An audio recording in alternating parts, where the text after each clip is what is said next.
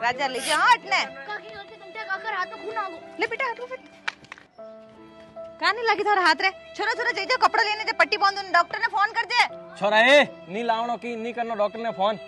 थारो कोई दिमाग खराब है को हाथ तो खून आवे रियो है हां तो सो आवतो मारे खून आवे जने थने दिखे थने तकलीफ है थे पतंगो उडावो जने किता पक्षी कटे किता पक्षी मरे कितोर खून आवे थने ठाए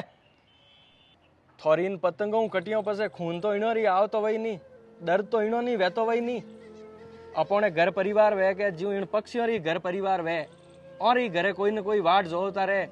बाकी ये बेजुबान पक्षी बोलने कह ही नहीं सके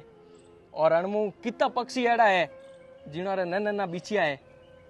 और वहां दोना पानी हारू ये घरू बारे निकले ने थोड़ी पतंगों कट ने मर जाए वे बिछिया बटे वाट जोबुज करे कि मोरा माँ बाप गया है जो को किन की खावा हारू लेना आई वन बिछियो ने यूं ठाको नहीं कि आ इंसान और दुनिया है और आज रा इंसान ने दूसरा दुख कोई मतलब ही नहीं है हकरोत कोई नवी तो सलू वी को नहीं मैं तो कदी मोर वडेरो नहीं हूँ पतंगो उड़ावता नहीं देखा हकरोत रे दिन दौन पुन करनो चाहिए मई गयो तो गायों ने गोल नोक नायो